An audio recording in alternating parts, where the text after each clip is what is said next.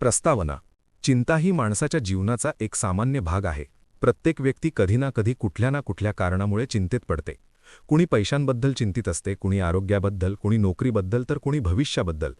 चिंता ही काही अंशी आपल्याला सावध ठेवते, पण जेव्हा ती सवय बनते तेव्हा ती आपले आयुष्य अस्वस्थ आणि त्रासदायक बनवते. डेल कार्नेगी यांचे how to stop worrying and start living हे पुस्तक याच समस्येवर मार्गदर्शन करते. हे पुस्तक असे सांगते की चिंता पूर्णपणे टाळता येईलच असे नाही, पण ती नियंत्रित करता येते, कमी करता येते आणि तिच्या जोखडातून बाहेर येऊन शांत व आनंदी जीवन जगता येते. डेल कार्नेगी कोणतेही गुंतागुंतीचे तत्त्वज्ञान मांडत नाहीत, तर दैनंदिन जीवनातील उदाहरणांद्वारे सोप्या पद्धतीने हे समजावतात की चिंता का निर्माण होते आणि आपण ती कशी कमी करू शकतो. या पुस्तकाचा मुख्य संदेश अतिशय सोपा आहे. चिंता कोणतीही समस्या सोडवत नाही, उलट ती समस्या अधिक मोठी करते. चिंता म्हणजे काय आणि ती आपल्याला कशी हानी पोहोचवते. डेल कार्नेगी सांगतात की चिंता म्हणजे भविष्यातील भीतीत सतत जगणे. आपण अशा गोष्टींबद्दल विचार करत राहतो ज्या अजून घडलेल्या नाहीत. जर असे झाले तर काय, किंवा उद्या काही वाईट घडले तर, अशा विचारांमध्ये आपले मन अडकून पडते.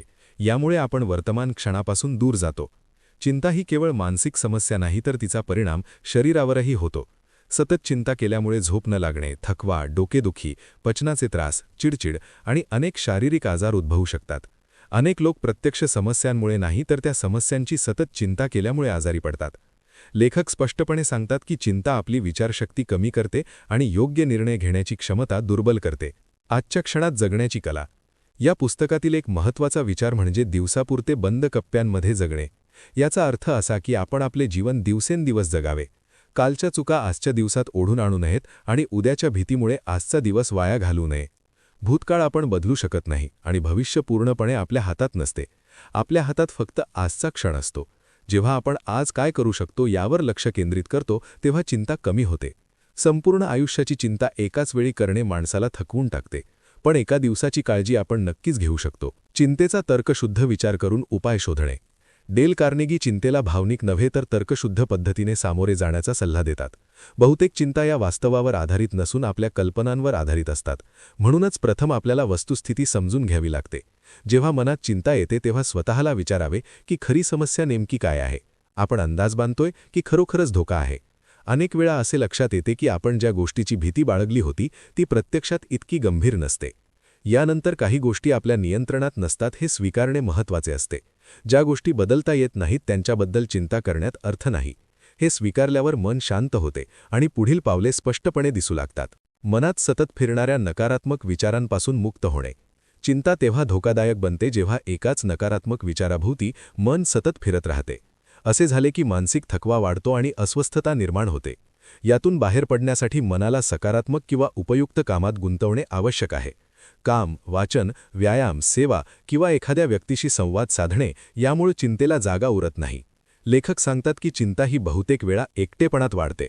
आपले विचार आणि भीती एखाद्या विश्वासू व्यक्तीशी बोलून दाखवल्यास त्यांचे ओझे हलके होते. शारीरिक आरोग्य आणि चिंता यांचा संबंध. चिंता आणि थकवा यांचा अतिशय जवळचा संबंध आहे. शरीर थकलेले असेल तर मनही दुर्बल होते. अपुरी झोप, अयोग्य आहार आणि व्यायामाचा अभाव चिंता वाढवतो. डेल कार्नेगी झोपेचे विशेष महत्त्व सांगतात. झोपेअभावी माणूस मानसिकदृष्ट्या कमकुवत बनतो. रात्री चिंता सतावत असेल तर ती कागदावर लिहून ठेवावी आणि उद्या त्यावर काय करायचे ते ठरवावे. यामुळे मनाला विश्रांती मिळते. नियमित व्यायामामुळे शरीरातील ताण कमी होतो आणि मन प्रसन्न राहते. निरोगी शरीरातच शांत मन वास करू शकते. चिंतेची सवय मोडणे. चिंता ही एक सवय आहे आणि प्रत्येक सवय बदलता येते. त्यासाठी प्रथम आपण कधी आणि कशामुळे चिंता करतो हे ओळखणे गरजेचे आहे. त्यानंतर जाणीवपूर्वक आपली विचारसरणी बदलावी लागते. अनेक लोक टीकेच्या भीतीने सतत चिंतेत असतात. लोक काय म्हणतील, काय विचार करतील याची भीती त्यांना पुढे जाण्यापासून थांबवते. पण सत्य हे आहे की प्रत्येकाला आनंदी ठेवणे अशक्य आहे. लोक नेहमीच काही ना काही बोलत राहणार. उपयुक्त टीकेतून शिकावे आणि उगाचच्या टीकेकडे दुर्लक्ष करावे असा लेखकांचा सल्ला आहे. जेव्हा टीकेची भीती कमी होते तेव्हा आत्मविश्वास वाढतो आणि चिंता कमी होते. चिंतेला सकारात्मक कृतीत रूपांतरित करणे. डेल कार्नेगी सांगतात की चिंता ही ऊर्जा आहे. ती योग्य दिशेने वापरली तर ती उपयुक्त ठरू शकते. एखादी गोष्ट आपल्याला अस्वस्थ करत असेल तर ती आपल्यासाठी महत्त्वाची आहे. प्रश्न इतकाच आहे की आपण त्या ऊर्जेचा वापर भीतीसाठी करतो की उपाय शोधण्यासाठी. मी आत्ता काय करू शकतो हा प्रश्न स्वतःला विचारल्याने आपण चिंतेतून बाहेर येतो. लहान पावले ही आत्मविश्वास वाढवतात. एकदा कृती सुरू झाली की चिंता आपोआप कमी होते. काम आणि पैशांबद्दलची चिंता. काम आणि पैसा या जीवनातील गरजा असल्यामुळे त्यांच्याशी संबंधित चिंता सामान्य आहे. डेल कार्नेगी सांगतात की कामाविषयीची चिंता कमी करण्यासाठी स्पष्ट उद्दिष्टे, नियोजन आणि सातत्य आवश्यक आहे. काम टाळल्यामुळे चिंता वाढते. काम सुरू केल्यावर भीती कमी होते. पैशांबद्दल चिंता कमी करण्यासाठी उत्पन्न आणि खर्च समजून घेणे, खर्चावर नियंत्रण ठेवणे आणि स्वतःची कौशल्य वाढवणे आवश्यक आहे. कृतज्ञता आणि उद्देशपूर्ण जीवन. पुस्तकाच्या शेवटी लेखक जीवनाकडे पाहण्याच्या व्यापक दृष्टिकोनावर भर देतात. ज्या लोकांच्या जीवनाला अर्थ आणि उद्देश असतो ते कमी चिंता करतात. इतरांची मदत करणे, समाजासाठी काहीतरी करणे, यामुळे स्वतःच्या छोट्या चिंतांचे महत्त्व कमी होते. कृतज्ञतेची भावना ही चिंतेचा सर्वात मोठा शत्रू आहे.